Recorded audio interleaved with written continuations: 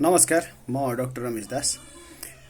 यो बच्चाहरूमा चाहिँ धेरै जसोको क्वेसन चाहिँ के हुन्छ भने नि आमाहरूको यो बच्चालाई चाहिँ बाडुली चाहिँ किन लाग्छ, बाडुली या हिकअप्स वा हिच्की पनि भन्छ होइन, यो चाहिँ किन लाग्छ, यो नराम्रो हो कि होइन।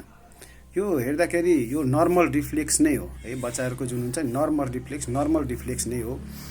यो चाहिँ किन हुन्छ भन्दाखेरि जुन बच्चाहरूले एकदम चाँडै चाँडै दुध खान्छ होइन, एकदमै धेरै हावाहरू चाहिँ भित्र जाने गर्छ र त्यो हावा चाहिँ के हुन्छ भने स्टक हुन्छ स्टमकमा होइन। त्यो स्टक भएर चाहिँ सास फेर्ने एउटा organ हुन्छ जसलाई डायफ्राम भन्छ, त्यो इरिटेट भएर के हुन्छ भने नि त्यो हिकअप्स गराउँछ। र यो चाहिँ नराम्रो चाहिँ खासै केही पनि होइन। धेरै जसो केसमा यो चाहिँ बिस्तारै आफै 1-2 घन्टामा चाहिँ आफै निको हुन्छ। यो बिस्तारै निस्किँदै गयो भने आफै निको हुन्छ। र यसको लागि गर्न सक्यो भने चाहिँ पोजिसनहरू चेन्ज गरिदिनुपर्छ। बच्चाको पोजिसनहरू, सुतेको बेलामा पोजिसनहरू चेन्ज गरिदिन मिल्छ।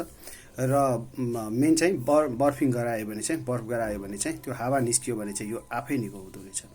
र कहिलेकाहीँ अब त्यस्तै धेरै भइरहेछ, निकोरे भयो भने त्यतिखेर चाहिँ डक्टरको सल्लाह लिनु पर्यो होइन भने चाहिँ यो बर्फ गरायो, कहिलेकाहीँ पेसिफायरहरू दियो भने पनि, पोजिसन चेन्ज गर्यो भने चाहिँ यो बिस्तारै आफै निको हुन्छ। र यसको लागि चाहिँ धेरै डराउनु पर्ने कुराहरू चाहिँ हुँदैन। धन्यवाद।